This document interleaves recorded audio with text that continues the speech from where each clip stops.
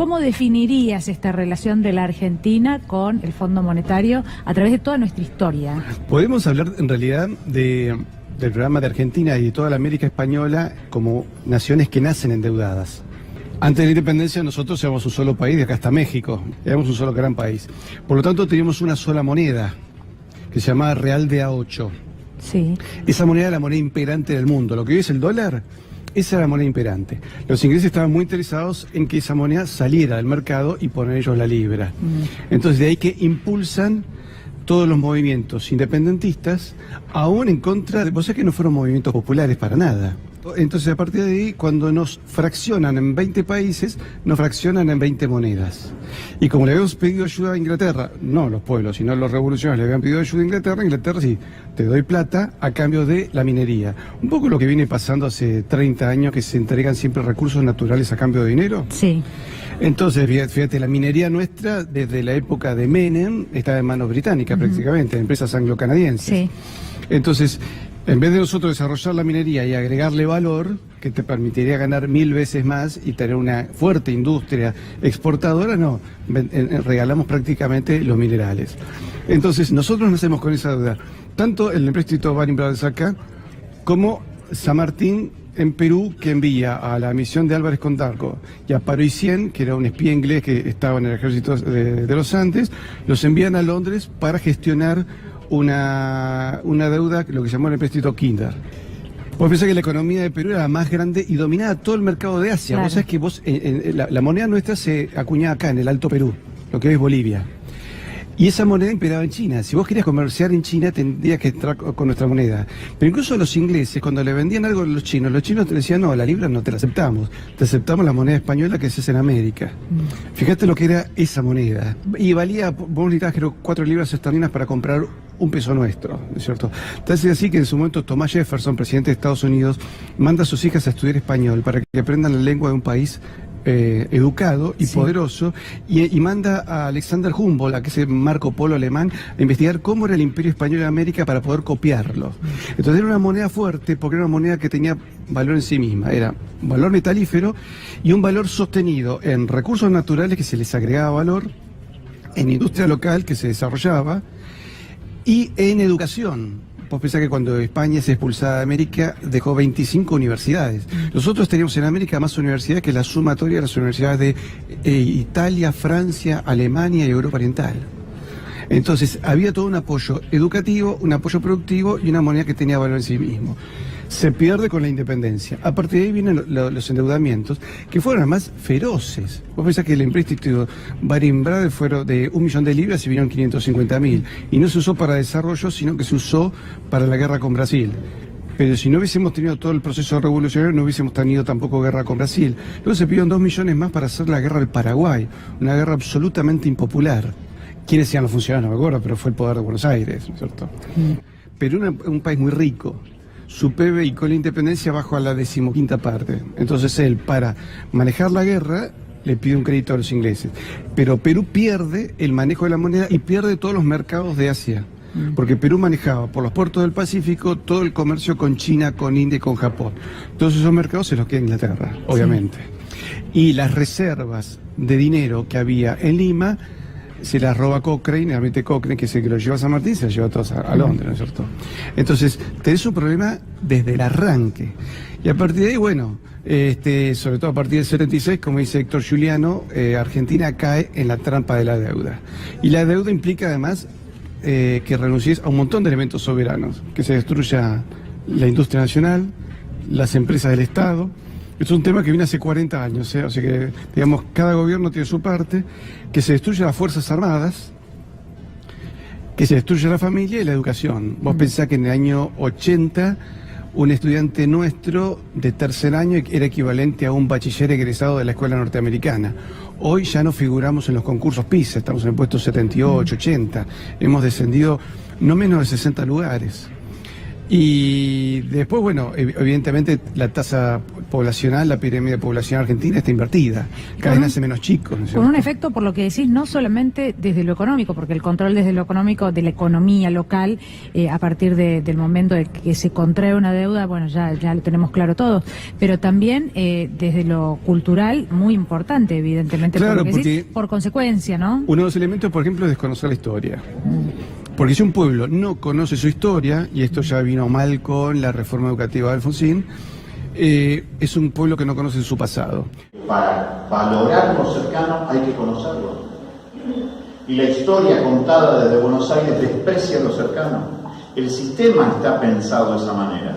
Porque eso significa el más fuerte sometimiento pedagógico que nos hacen para desvincularnos de lo cercano.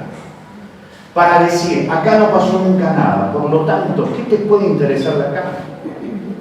Cuando no conoces aquello donde vivís, no lo conoces, no lo querés y no lo defendés. Y si vos no defendés el lugar en donde vivís, es muy fácil que hagan lo que quieran en el lugar donde vivís. Fíjate, nosotros en 1082 se pueden hacer todos los análisis que quieras sobre la guerra del Atlántico Sur, pero tuvimos la capacidad de hacerle frente a la NATO. Entonces, ¿qué se hace a partir de la reforma educativa? Se borra de la historia, por ejemplo, el conocimiento de las invasiones inglesas. Pero solo derrotamos a los ingleses en 1806 y 1807. Los derrotamos en 1770 en la primera guerra de Malvinas. Derrotamos a los franceses en 1655. Derrotamos a los portugueses en Colonia del Sacramento. Hay un montón de victorias previas. Y todo eso se ha borrado. El argentino desconoce. El argentino no sabe que fuimos un país con el virreinato del Perú y que no fuimos un país con toda América, ¿no es cierto? Tan es así que vos, por ejemplo, hay cosas curiosas. Vos sabés que tomás la partida de nacimiento de Manuel Belgrano y de Artigas, Sí. y los dos te dicen Reino del Perú. La partida de bautismo de Belgrano dice Manuel José Joaquín del Corazón de Jesús, Ciudad de Buenos Aires, Ciudad de la Santísima Trinidad y Puerto de Buenos Aires, Reino del Perú.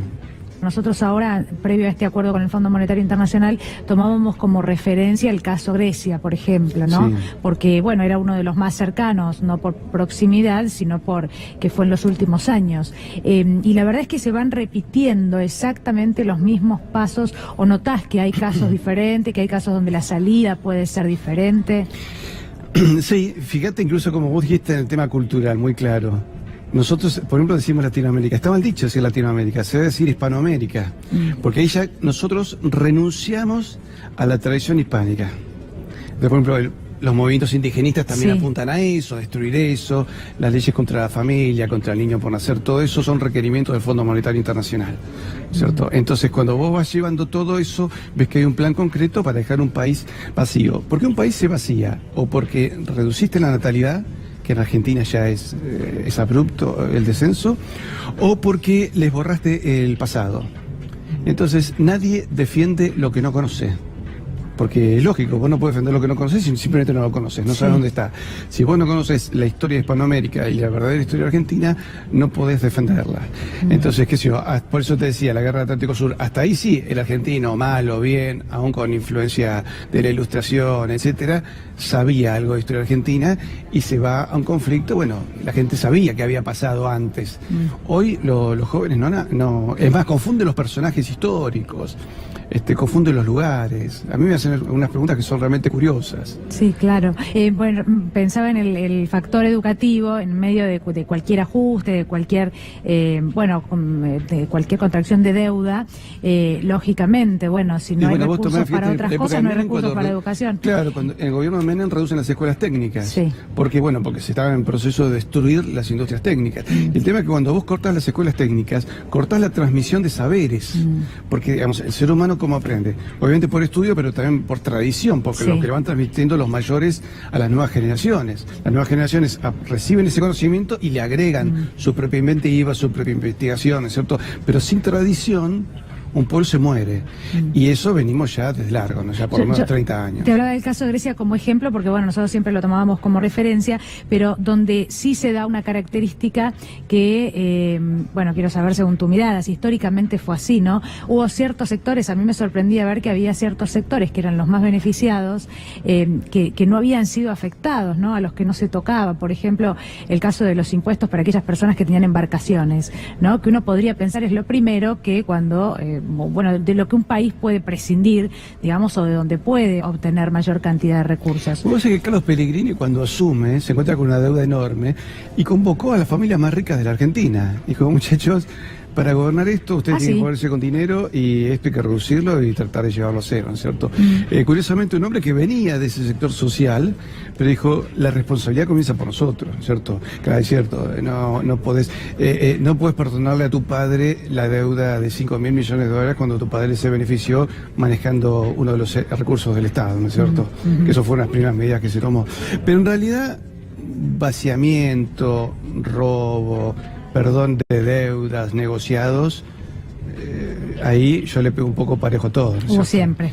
Y sí, porque digamos, se discute sobre el perdón que le hizo Macri a su padre por el correo, pero los bolsos de López también existieron, ¿cierto? Sí, no, te preguntaba históricamente porque imagino que a través de los años siempre sabemos que los sectores más acomodados son los más difíciles a veces de tocar por el peso que tienen, ¿no? Por el apoyo que pueden darle a cualquier gobierno, esto no lo podemos discutir, pero bueno, es sorprendente saber que en algún caso, como el de Pellegrini, lo que estabas comentando, bueno, hay quien se atrevía a pedirle a las familias que mejor estaban, ¿no? Que colaboraran. Sí, porque si no, no de había esa manera. solución. Claro. Además. Claro. Y además había, mira, toda esa clase conservadora que cometió muchísimos errores, pero a veces tenían chispazos de... Por ejemplo, Nicolás Avellaneda, cuando termina su presidencia, que fue una presidencia que a mí no me gusta, porque también fue con el pago de la deuda y digamos, se perjudicó muchísimo a la clase pobre. Pero él pasa luego lo nombran rector del Colegio Nacional de Buenos Aires. Y él eso lo consideró un ascenso. Me ascendieron de presidente a rector del Colegio Nacional de Buenos Aires. O sea, aun cuando no me gusta, digamos, su política, sí tenía claro que la educación era importante. Claro. ¿Cierto? Bueno, eso lamentablemente se ha perdido cada vez más y tenemos ya el cierre de todo tipo de instituciones educativas. Lo que nombraste de Grecia también es interesante. Y de Grecia se esperaba que era un salto adelante y digamos, no paguemos más una deuda que ha sido realmente un latrocinio por el pueblo griego. Y eso se esperaba del gobierno socialista. Obviamente, como ha pasado casi siempre con los gobiernos socialistas, terminan convirtiéndose también en pagadores seriales, ¿no es cierto? En eso, mira, hay un trabajo muy bueno de Héctor Giuliano, que yo creo que es el mayor especialista en la deuda externa argentina, y él mostró cómo todos los gobiernos desde el 76 a la fecha, todos, sin excepción, aumentaron la deuda externa. El gobierno peronista que asume en el 73 asume con 5.000 millones de dólares de deuda, que no la había gestado él, la habían gestado los gobiernos anteriores. Y se retira con la misma deuda, ¿no es cierto? Entonces, trató de controlar. Y no la pudo achicar porque fue un momento en que bajaron los commodities, bajaron abruptamente, entonces eso le jugó en contra, y luego le jugó en contra que le aparece la subversión, ¿te acuerdas que, digamos, asume un gobierno popular y lo primero que hace de la subversión es matarle a Rucci, ¿no es cierto? Cosa que no tiene sentido. Pero así todo logró contener el tema de la deuda y no contrajo ni un centavo de deuda.